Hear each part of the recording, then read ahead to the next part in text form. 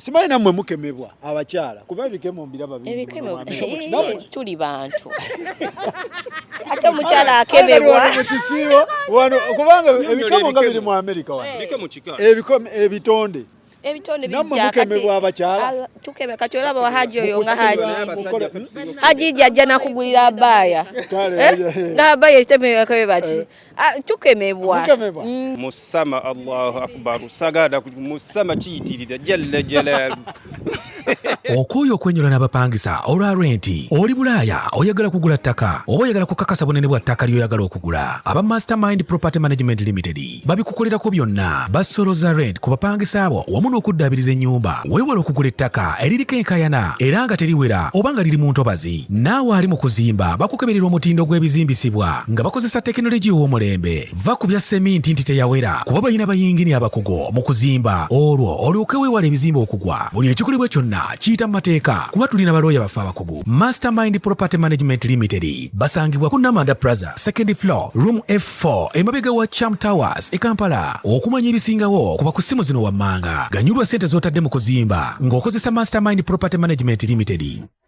Assalamu alaikum wa rahmatullahi wa barakatuh mbalamusiza mwenna abaganda baffe wa alaikum salam wa rahmatullahi wa barakatuh mugamba mutya alhamdulillah tuli luda wano Massachusetts Boston Massachusetts Boston Massachusetts Spirit Boston Massachusetts the Spirit of America yes Spirit of America amanya gangeze Sumaya Nabirumbi Muguluma ogamba otya alhamdulillah okola mirimu ki wano nze ndi musawo I'm a registered nurse okay mu community ya Busiraamu okola biki mu community ya Busiraamu nze muwanika that's the treasury of the Muslim, it's called Muslim Youth of Boston, which is the Muslim group eyabavubuka abasiramu. Okay. So I'm the treasurer of the group. We treasurer wa abasiramu.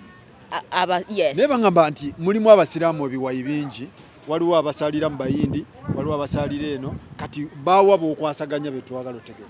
Obusiramu bunene ate tugejja buli every day tugejja nga wo tulabye hole badde nantono tetumaze because obusiramu bweyongera obusiramu bugagga so obusiramu kati mulimu abavubuka like any community mulimu abavubuka mulimu abakulu abatusookawo kakati group y'abavubuka ndi treasury mu group y'abavubuka however nyambako nga fena tuli basiraamu we babirawe ebintu nga bino we come together ne tuyambako kakati abasalira eri nabo basiraamu people just have preferences ne bagamba fe wano wetwasookera kubanga wetwasookera okusalira naye someone ziri mu luyindi like we don't understand ne twagala okufuna a place where we speak our language nga someone zona ziri mu Luganda that is why fe tuli wano kubanga wano twogera mu Luganda babulira mu Luganda we feel home tubanga abali e Kampala kisoboka kitegeeza temugira na baba Morocco nga baogera mu Lwarabu nga temubiwulira so mwesazanga mmwe yes twesazanga nga ffe yes we also go to other communities ekyo sijja kijjawo because we still go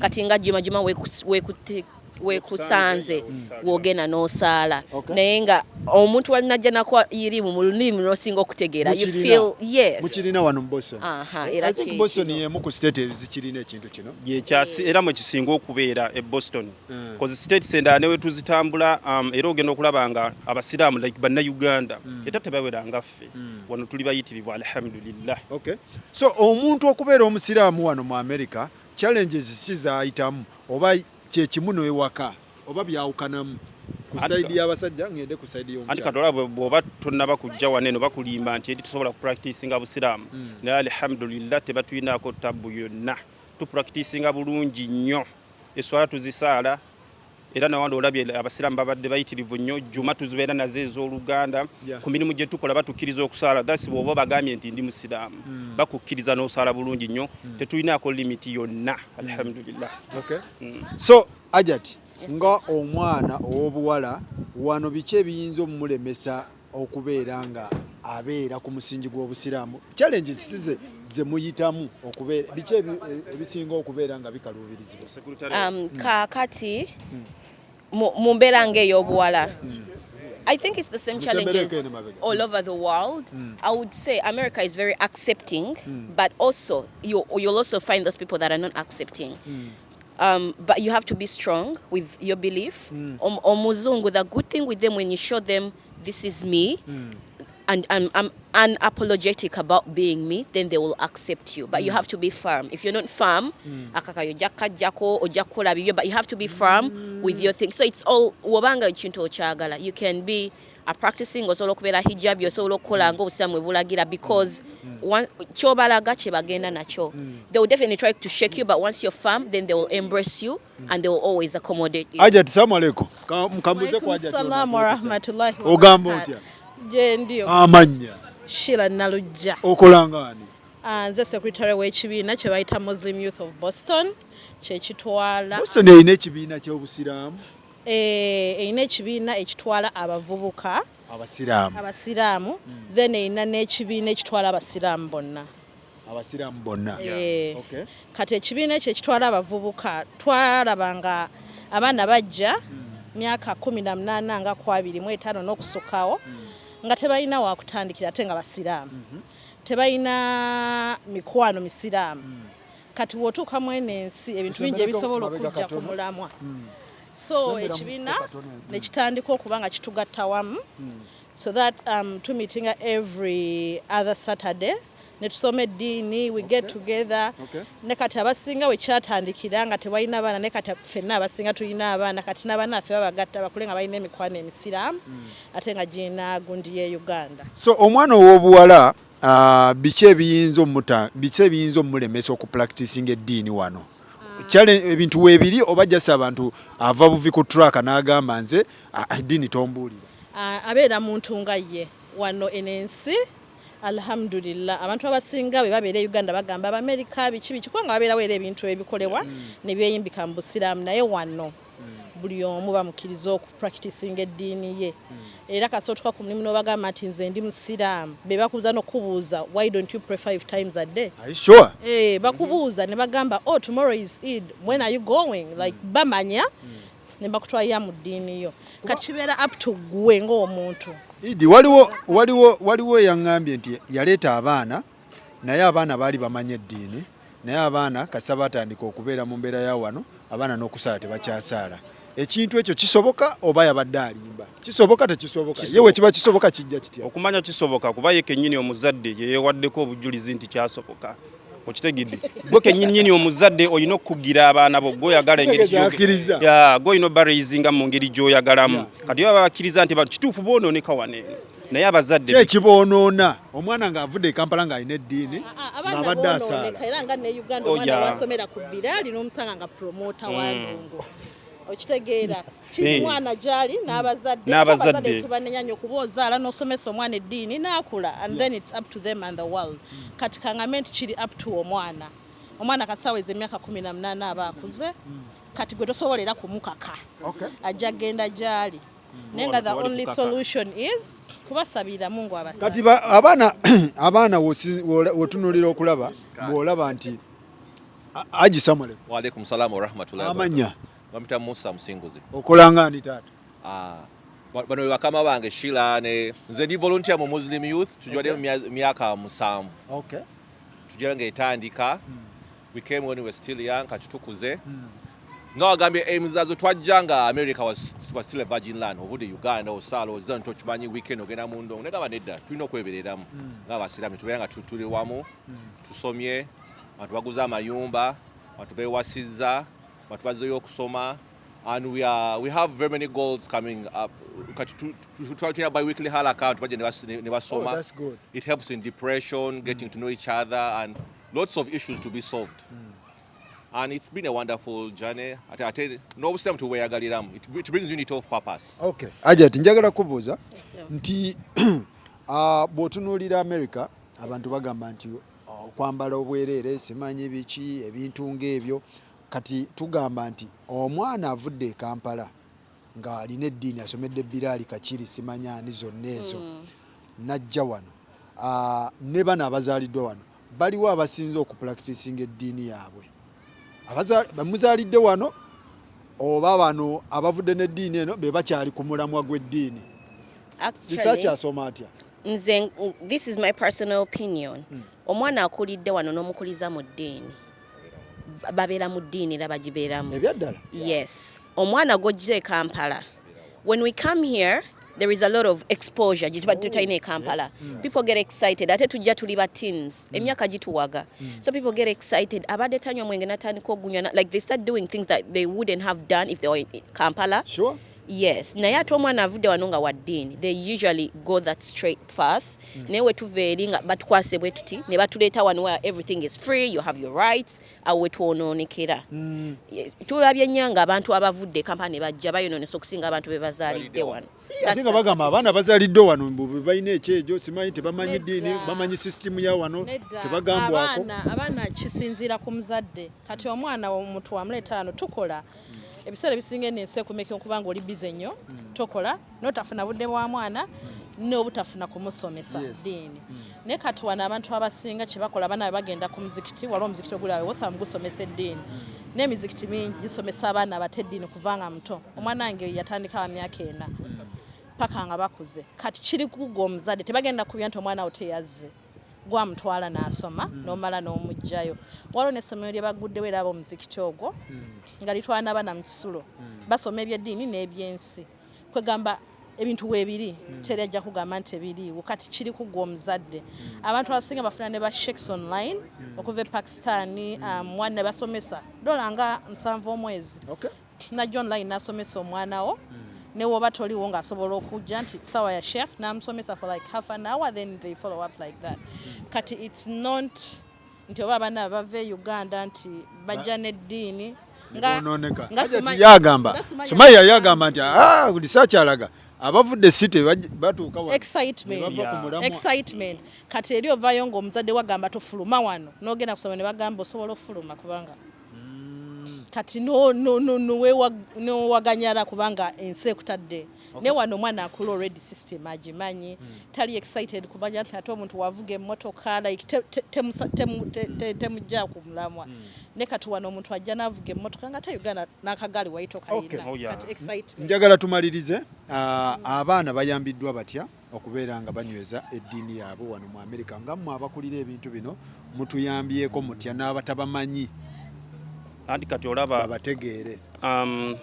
okuyambako ku baana still era abazadde balina okuleetanga abaana mu bifo nga bino kushegera kuba programs weziri era tuziranga tulina emikutu egyenjawulo tugaa tulina program bweti ey'abaana kati abazadde singa baleeta abaana abo kijja kubayambako ddani okubakipingira ewaka kuba buli lwotamuleeta muffe ate abeera agenda kukwata sayidi eri endala n'ebikira mama tebakukwatako kasita obalaga nze kyenjagala they will let you be bakukkiriza okwebikkirira tobeera mutalabani bakukkiriza okwebikkirira right now ne ku the justice judiciary ya America kuliko hijabi omukazi hijabi she's originally from Saudi Arabia but she's on the justice department of like akakiiko ka justice of America so there is freedom of religion here there is freedom of everything they give you a lot of freedom that is why people get excited and ne bagenderayo ddala kati abaana abo like how we supposed to keep our kids on track tulina okuba nga tubateeka mu bintu by'obusiraamu gwe buli wogenda gwe n'ogenda okusala omwana n'omuleka ewaka you have to always go with your child so they know yes kati okusala gye kuli idi gye kuli keep them ng'obatambuliza mu mbeera y'obusiraamu then they get accustomed to it kati nga naffe bazadde exactly yes we have to okubanga tubatambuliza mu busiraamu that's the only way they bagenda okubanga babwegomba nga nabo babumanyi it will come easy okubanga naye yalina eddiini yes okutandika n'omuleka yekewa kayina obbanga n'emyaka 13 kati kitegeeza from when they are born to when they are 12 tosobola namuleka yekka kati wotasobodde muleka yekka how is it their fault tebayise eddiini kitegeeza kitandika na muzadde gwe kitandikirako omwana tumunenye mpola waliwo kati bano abakulu tuzaala ne bafuna groups ne bonooneka naye wobanga omwana gw'omutaddemu eddiini wakola ekikyo exactly ne waanaapaala eventually ajja kwezuula akomewo bagamba mbu omwana ne waba ne Diini America emujjako Ba America emujja ku traka bagiwaayiriza okukuwayiriza kwa bagambye abaana ne waba ne Diini etya Miami abaana tobalabyewo kati ate ffe kati nze najjano mwogera ku state kijje mwogera ku maasi oba zi Miami ende wonna neera wano we wasinga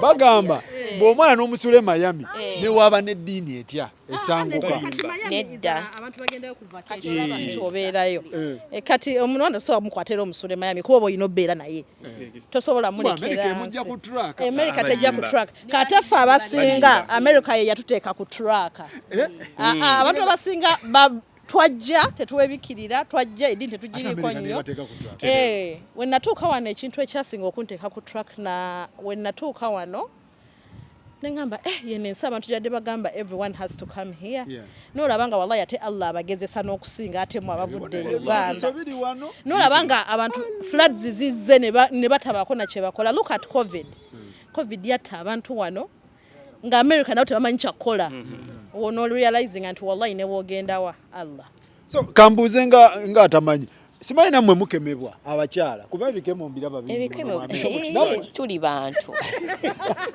ate omukyala akemebwa wano kubanga ebikemo nga biri mu America wano ebitonde bijja mukemebwa abakyala tukeme kati olaba wa haji oyo nga haji jajja nakugulira abaya nga abaya itemeyakabe bati tukemebwa naye mukola mutya okusiiba kuba abamu wano wali bangamba nti oyinza osiiba 18 hours 12 hours 14 hours wetuba tulina ebisiibo mu summer ebigenda that long naye alhamdulillah kino kibadde mu spring tubadde tusibanga ab'e Kampala so this has been very swift for us so ebikemo mubikola mutya ebikemo era weekuuma olina okwebuulirira kati tugenda mu summer webuulirira kati fe abakyala bye bitukemera era sente ze zitukoma sirayo kirala kubanga te musajja agenda kujja omugambe bannange olabika bulungi neje nakufukirira sente nogamba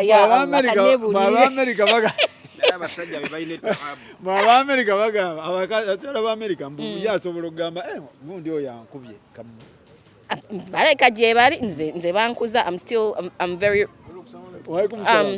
ndi wadda I'm very traditional abakyala ebisinga bakema sente era bye bisinga tukema ate abasajja kye kisinga bakema mu America bikemo kye bibasumbuwa ennyo musama Allahu akbar sagada musama kiyitirira jalla jalal bannange katumali wallahi bwe batoli mugumu wano mu America baba akutegudde n'ekisibo kiri ate bajja ne intention ngagize kutegula abaze kutegula olina okuba omugumu ennyo olina okuba omugumu mu America wano wallahi balungi jalla jalal